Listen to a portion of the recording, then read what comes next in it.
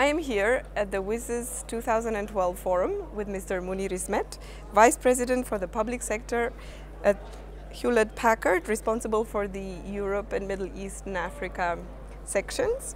Welcome. Thank you. My first introductory question to you would be, why is it interesting and important for Hewlett-Packard to participate in such a forum as WSIS? I mean, this has been fascinating for me. It's great from networking point of view. It's great to hear from the distinguished speakers, ministerial level, ICT level, the role of ICT in their countries, how they are deploying it, and how they are tackling their issues and problems in the current world that we live in. And it is interesting to see how ICT companies and governments can work together to really eliminate some of these problems and deliver a better service to all of us as world citizens. As a private sector company, you have noticed, by observing markets or simply the trends, what are the main priorities or in terms of development and of ICTs in the information society? So from private sector perspective, what do you consider to be most important to look at? I mean, first of all, we must acknowledge that these are difficult times, and we call it disruptive times. And disruptive times require disruptive solutions. And the four areas that we believe, from an HP point of view, where governments can really look to deliver better value for citizens, one is around mobility. Mobility is where it's becoming really apparent that what we use at home in our day-to-day operation, surfing the internet, social networking, etc., and sometimes what we use at work are two different devices. And there is a drive to get to the concept of bring your own device into the office. This will, we believe, enhance productivity. It'll make bring the technology into today's world and for the future. There are significant attempts we're seeing moving in that direction. The next one is around cloud computing. It's the biggest buzzword around, and there is always a question about, is cloud computing going to deliver for the governments? And we believe absolutely, definitely, that the cloud computing can and will bring value for efficiency, for better usage of equipment and services to the governments. And so then we look at where are the governments from a cloud computing point of view. We know lots of investment has already been made by the governments. You have legacy systems, and there are lots of clouds already out there, whether it is private, public, or ones that are managed by other suppliers. And the view that we have is that these are still sort of silo clouds that are not really talking to each other. A converged cloud concept where everything comes under one umbrella, bringing all information together for right analysis, right information, is the way forward. And we see this as a bit of a journey. Rather than saying, change everything you have, our view is that maximize the investment and then look for the future. The third area is there is massive amount of data everywhere. We're gathering data not just from the systems that we use. In the old days of database tables and rows where structured data was maintained. Now we're in a position where our citizens communicate with us on the internet. You have text messages, you have video, audio, etc. So you have all sorts of data that is being collected.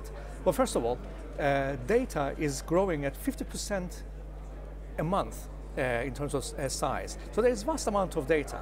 And we also believe that only 5% of that data is actually analyzed for information decision making. And so how can we make it so that we're using more of the data, convert it into information, and then enable the right people at the right time with the right security to address that information? We see that as a major move, and being able to collect data from all over the spectrum, video, audio, text, internet, our systems, and really give that view that the governments can make efficient decisions and then give better services to the citizens. And the last point, which is probably the most important, is security. Everybody wants to be convinced that we are secure on the internet. When you do your banking, when you do your tax returns, you want to absolutely make sure that you are secure. And we've had some examples of how security issues have caused problems to governments and private sector companies. So security is absolutely paramount. And being able to look at not just what is happening to the systems, but also how is my systems being addressed from outside.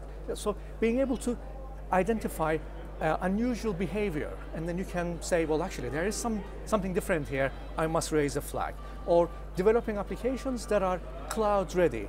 These are going to be areas that we think there is going to be a lot of activities in the coming months, years to go. I'd like to take you up on this metaphor of the cloud computing and ask, wouldn't too many clouds get together and gather up a storm eventually, a storm of data, and wouldn't that be a problem? Well, I think, yes, there's always opportunities for problems. And where we need to be careful about is how do we put mechanisms in place so that we are containing the problems. There will be data that is going to be shared between clouds, there will be information that is duplicated, and we will never really get to an ideal cloud environment. The issue here is how can we maximize what is out there? How can we gather the data in the best possible way and share that with the right stakeholders so that the decision can be made? One last question. It's very easy, I think, to public opinion to think about the private sector as only interested in profits and not so much about public good or public policies. And yet here you are at this forum, interested to be in dialogue with governments and international institutions. So how does an actor like Hewlett-Packard conceive of the Millennium Development Goals, which are such an issue here at the WSIS Forum 2012?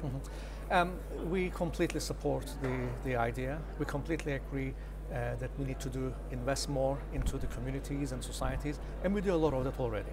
I think we mustn't forget that, yes, we are a commercial organization, but the investment we put into development of new technologies is going to be what really enables those individuals in countries where they are not having access to internet, underprivileged societies and individuals.